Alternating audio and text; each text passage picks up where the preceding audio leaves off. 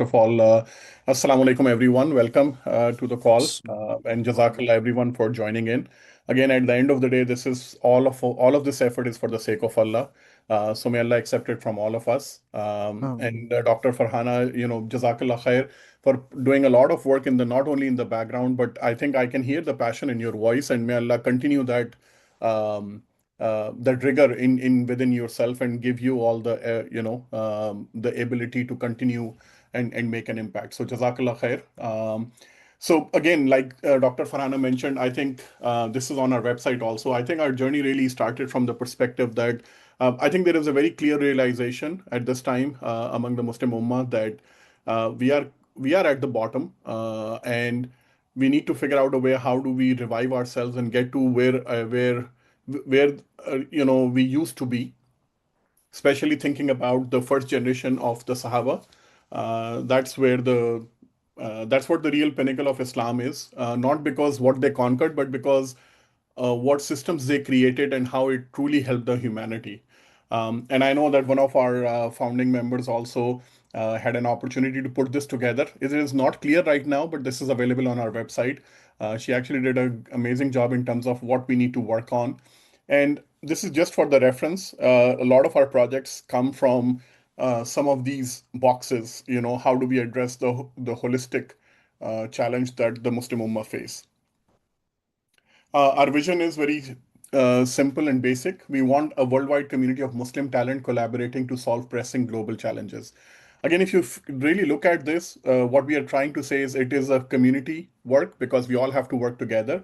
Second, one of the things that we realized when we did the SWOT analysis, the strength, weaknesses, opportunity, and threat about the Muslim Ummah, uh, a lot of Muslims around the world have an amazing amount of knowledge, experience, and talent. The problem or the challenge is a lot of them are working either for their own jobs or their careers or their businesses.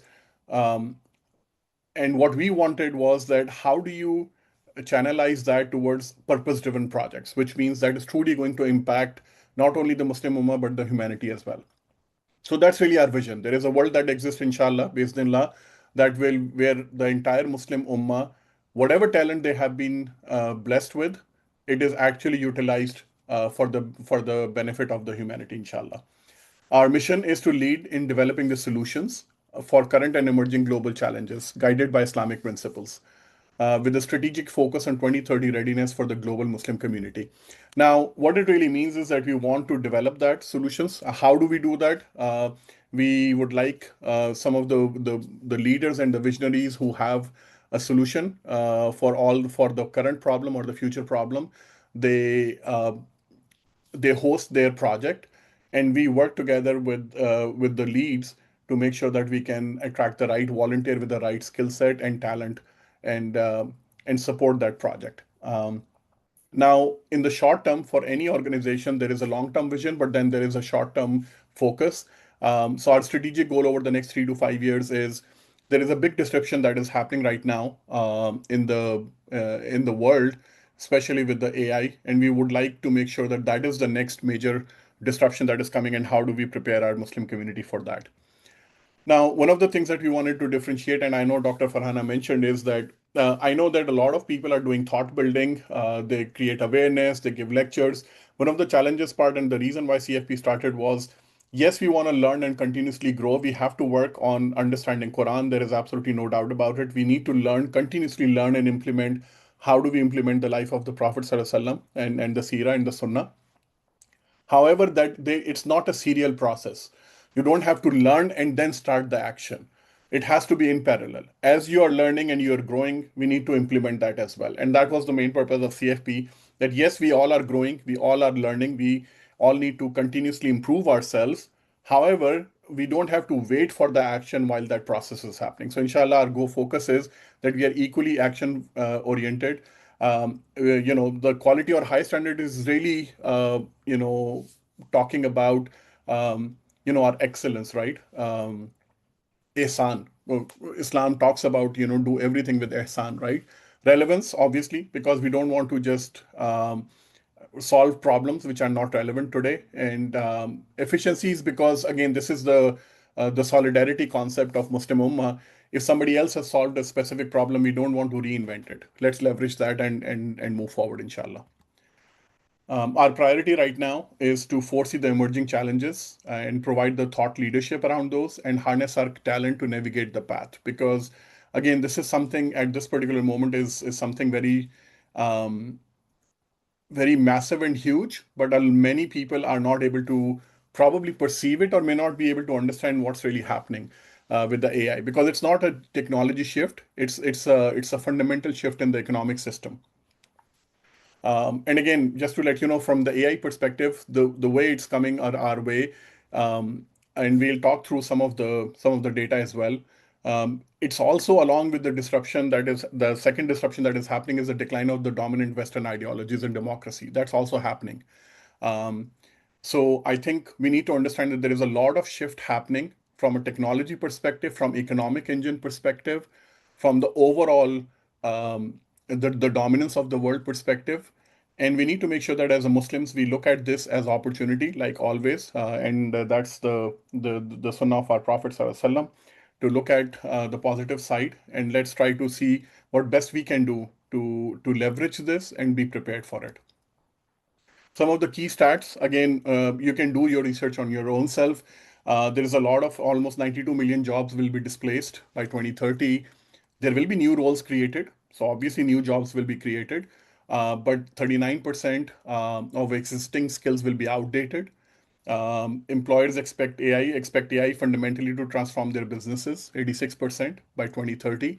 Reduction of workforce, as you can see, plan to reduce workforce due to AI automation, 41%. And the upskilling priority, which means how do we become ready for that world, is 85%. So again, if I kind of summarize, if you don't know this number, the reality is that we already know that a lot of jobs in the technology sector will be automated. And again, people have different perspective. Some say there is no impact. Some say it will all be robots. If let's assume that we are somewhere in the middle, 40 to 60%, that's still a huge number. If 40 to 60% of jobs are being lost in organizations, that will have a catastrophic impact on the societies. Second biggest challenge that is also happening is that we have our Muslim kids who are actually graduating right now or who are in the university and college today, and they will graduate to a world which will not probably be something that can consume their skills. So there is a big challenge, not only in short term, but a little bit in the long term as well. And that's what we would like to really prepare ourselves. Again, this is some more data around it. I won't bore you with that. You can actually go ahead and figure this out yourself. Go to any chat GPT, or actually say, I personally feel that I've used a lot of these LLMs, and Gemini is typically pretty good in terms of the research and statistical data. Or if you use any of the other LLMs, ask it to do a deep analysis and a proper market research and data, and you will find out how much change in the workforce, in the skill set needed, and how to become ready for the world that is really, I would say, unfolding in front of our own eyes right now. Um, Now, why this disruption is different? Because people have given this argument, when computer came, then internet came, then e-commerce came, then social media wave came, a bunch of things have happened in the past. It takes away some jobs, but then it introduces the new job. But I think this is a very different issue. And the reason is this. And this is something a lot of people don't understand. So I want you to take maybe 30 seconds to really internalize this concept. Every prior disruption, whether it was engine, electricity, internet, and all that, was replaced physically or mechanical capability of human beings. This is the first time that AI is actually replacing the cognitive capability, the thinking, the reasoning, the analyzing, and creating, which is very different because this has never happened in the human history before. And that is why it is very different. It's not a technology shift, it is a disruption that is going to impact our economics completely. And again, tech layoffs, entry level thing. McKinsey is one of the top consulting companies, and they talk about they never had a time to talk about reduction in their workforce, but they're talking about it. And very importantly, especially if you are in the West, Harvard MBA is one of the top notch MBA. And 23% of that class in 2024 were unemployed 3 months post graduation, which was double in 2022. And that rate is actually increasing right now. Now, many of you some of you know about Claude, which is the Anthropic company. So the CEO just said that AI could eliminate 50% of the jobs for the entry level. I mean, this is consistent. I'm seeing that already in the market. Um, so why Muslim community has to be especially concerned about it? Because if you look at this, traditionally what happened with a lot of us, we were all developed under colonies. And our while we were growing up, especially our current generation, and myself and some of the previous generations, they were always told that you got to become professional to have a better life, either become an engineer or doctor or lawyer and something like that. So a lot of our majority of our Muslim talent is actually concentrated in these fields, which is the field which is the will have the biggest challenge and the threat from a job and opportunity perspective. Second thing, Muslim children are educated by a school system which was actually designed for industrial age. I think a lot of us know this, but nobody really talks about it because the solution is not that simple, but that's the reality. The current school and education system was really designed to produce factory workers. That was the intent. Yes, has it improved and maybe iterated itself a little bit, but not really. The intent of the school system is not what it should be. And that's something that we would like to focus on, and make sure that our kids and our next generation is getting ready for what the world is going to offer them 2030 and beyond, inshallah. Again, this is just our effort, and may Allah, guide us and continue to keep us on the right path on that. And the third thing, which I'm also observing, and personally, this is we have talked about, especially in the West, there are a lot of Islamic institutes, whether it's masajid, whether it's a non-profit or whatever. Majority of them are actually dependent on their donors. Now, when the disruption happens and the job loss happens, even if the displacement, if even if the job displacement is 30 to 40%, that impacts their economic model in terms of how can they support it. So I think the real question we have to ask ourselves and really ponder over at this particular moment is the Muslim Ummah prepared for the coming disruption?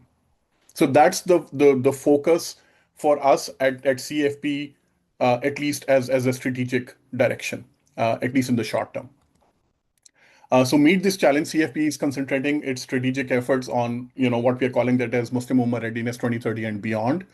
And we want to obviously we cannot do in every area, but we want to focus on three areas. One is the youth, the professional, and the institutes.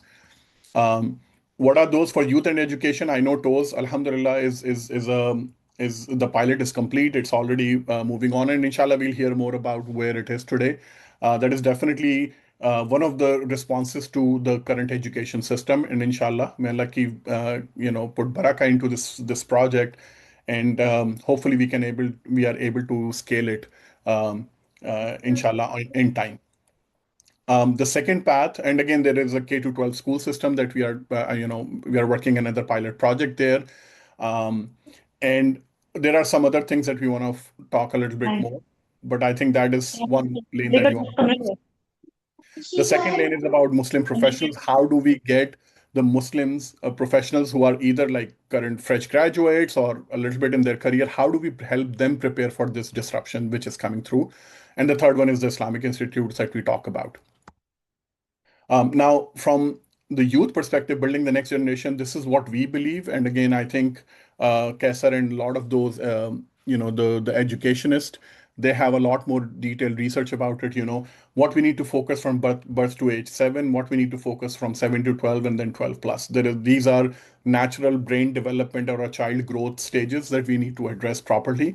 I think the real goal, which I believe is a very important part, is the bottom statement, which is in green. The goal is to raise the children on their fitrah. Because our belief is that Allah Ta'ala has actually given a balanced set of skill and abilities across entire humanity. So every human being, when it's born, has its own unique strengths. What the school system and parents and the society is supposed to really do is to help identify their natural inclination and strengths and the area that they would like to focus on or they have a natural interest or they are passionate about. We help provide them with the environment where that natural inclination can actually flourish. And that's what the real purpose of any school and education system should be. And really, in the classrooms, the goal of the teacher should not be how can I deliver a content and help them memorize something. It should be really about How do I identify the uniqueness and the strengths of the children in my classrooms and provide them with the right setting in a group or in an environment in terms of like game theory or some project-based things or life skills that can truly enhance their natural ability.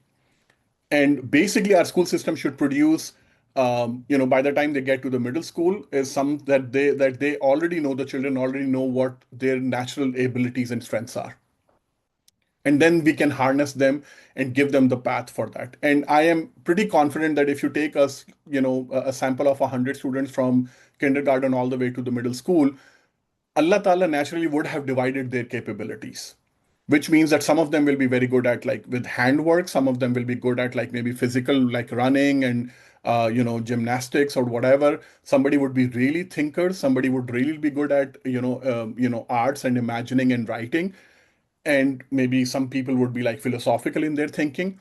And what we have done is that as a society, what we have done in the last few decades is that we have forced our children to actually go into the areas which we believe would actually help them survive financially and thrive, which is fundamentally wrong because we are overriding what the natural fitra system is. So I think that's our belief. Again, we can enhance it and we would learn more and we will explore more. And I'm very excited about the TOAST project, Alhamdulillah, who is actually taking that philosophy. For a Muslim youth, obviously, we need to reskill them. And I think this is one of the projects that I'm right now personally thinking and would love to work with people is how do we retrain or we make our professionals ready for the AI world? And specifically, I want to focus on is this. See, there is some part of our Muslim community that will get educated and they will go into the machine learning and data sciences and whatever is needed within the AI field, even mechanical side like robotics and stuff like that. But then there will be a lot of people whose businesses will get impacted because of this automation. So I guess my first goal what I'm thinking about is the people who are not directly involved into the AI from an intellectual perspective, how do we train that workforce for the world of AI? And inshallah, I have some ideas, and inshallah, we'll form more projects around it. Now, Alhamdulillah, we already have ongoing projects, and may Allah continue to bless all of these people, all of their efforts, and help us really solve the problem of the Muslim Ummah. Some of them are TOES, Voice of the People, Find Your Truth, Seed and Soil, Fruit for Life, Nutrition and Health, and Huda, the new project. So, Alhamdulillah, collectively, if you look at this, this supports a 360-degree or the holistic growth of a human being. Alhamdulillah, Rabbil Alameen. Um, Again, we this is what I just talked about. There is a need for a lead for this.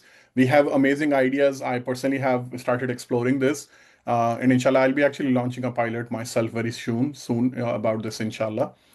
And then the last one is the Islamic institutes. We need somebody to really start thinking about how do we make them financially sustainable, whether it's Islamic school or other organization. Because I think one of the things people are not realizing is that if any organization that is dependent on donation, AI will disrupt the underneath economic engine, which means they have to find an alternate financial sustainability plan. And the only way that I can think of, at least initially, and not the only way, but the first thing that they should think about is what kind of a recurring revenue model they can introduce so that they can actually be ready for this shift, inshallah. One of the pilot projects that I'm personally involved also is that in one of the Islamic high school in the California Bay Area, I'm currently serving on the board, and we are really trying to we went through the strategic planning, and we are trying to build up a model that can be replicated across other schools, inshallah, so that we can truly identify our graduating students to become the true Muslims and be ready for the challenge that is coming our way, inshallah. And with that, again, project leads, we would love to hear from them in terms of what's the latest, and what is happening in their projects. But they're truly guiding the initiatives with real purpose and conviction, and driven by the direction from Quran and Sunnah. So we're very blessed to have all of us together. This is really the blessing of Allah subhanahu wa ta'ala to have all of us this ability to come together and try to do our part, inshallah, and accept it from us.